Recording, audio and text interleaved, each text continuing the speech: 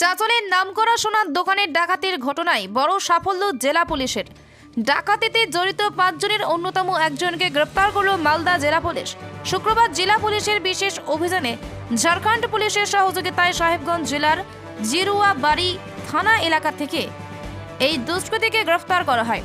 ধৃতের নাম দীপক কুমার দাস, বয়স 22। প্রাথমিক জেরায় ধৃত যুবক ডাকাতিতে জড়িত থাকার ঘটনা স্বীকার করে নিয়েছেন। পুলিশ সূত্রে জানা গেছে, টাকার বিনিময়ে বিভিন্ন দুষ্কৃতিমূলক কাজকর্মের সঙ্গে যুক্ত থাকত এই যুবক। ধৃতকে জিজ্ঞাসাবাদের জন্য শনিবার 14 দিনের পুলিশি হেফাজতের আবেদন জানিয়ে চাঁচল মহকুমা আদালতে পেশ করা হয়। মালদা থেকে উজ্জ্বল পালের রিপোর্ট, নিউজ টাইম 24x7। গ্রেফতার করা হয়েছে আমরা জানতে পারছি ঝাড়খণ্ড থেকে। কে গ্রেফতার হয়েছে এবং তার ইনভলভমেন্ট এই ডাকাতি কেসে কীভাবে পাওয়া যায়? চাঁচলে যে ডাকাতি কেস হয়েছিল ওখানে কালকে আমরা Deepak Kumar Das son of Yogi Das, Lohanda, PS Jiruabari, Sahebganj, Jharkhand একটা ইনভলভ পার্সনকে আমরা অ্যারেস্ট করেছি। যেটা আমরা প্রিলিমিনারি পাচ্ছি ওটা হচ্ছে লালু সাহানি গ্যাং আছে ইনভলভ।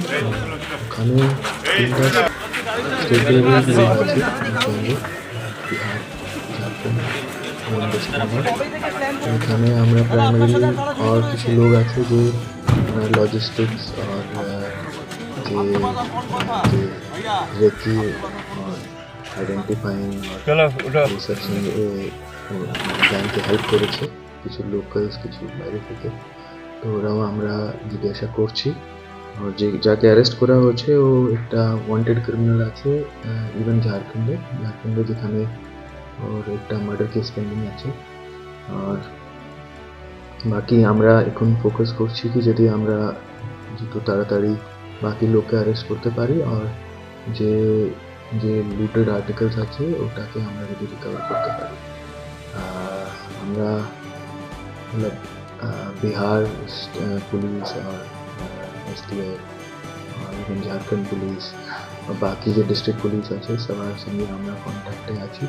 আর ওখান থেকে আমরা অনেক ক্রিমিনাল কন্ট্যাক্টস আছে আর অনেক টেকনিক্যাল সোর্স আছে, ওখানে আমরা এটা পারসিউ করেছি, যার জন্য আমরা একটু ন্যারো ডাউন করতে পেরেছি কি কে কে ইনভলভ আছে। আর এখনও আমরা কোঅপারেট করছি সবার সঙ্গে তাকে এই কেস আমরা তাড়াতাড়ি সলভ করতে পারি। আর তারপরে আমরা অ্যানালিসিস করবো কি এরকম ঘটনা আবার আমরা যদি এটাকে আটকাতে পারি তো কী কী জিনিস করতে হবে। এখন আমরা চাইবো কি আমরা ওকে ইন্টারোগেট করে জানি কি কীভাবে প্ল্যানিং করেছে,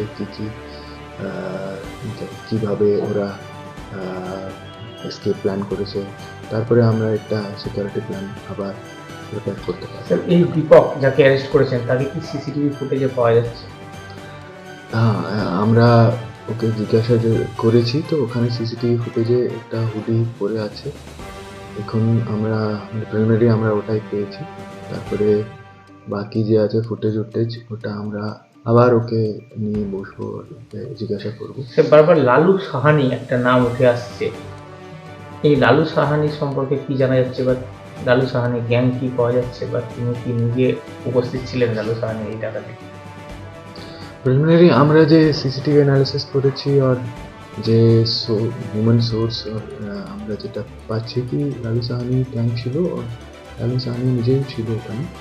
লালু সাহানি একটা ইন্টারস্টেট ডেকার্টি গ্যাং আছে ওর, ওটা ঝাড়খণ্ডে কাজ করে, কটিহার, বিহার, পূর্ণিয়া, কিশনগঞ্জ, এখানেও मतलब বেঙ্গলেও যে বর্ডার ডিস্ট্রিক্টস আছে ইসলামপুর, রায়গঞ্জ, মালদা, ওই সব একটা ইন্টারস্টেট গ্যাং কাজ করে কি এক স্টেটে ক্রাইম করে নেক্সট স্টেটে চলে যায়। তো এর জন্যে मतलब ওকে সব চিনে, তো এখানেও আমরা ওর ইনভলভমেন্ট পাচ্ছি।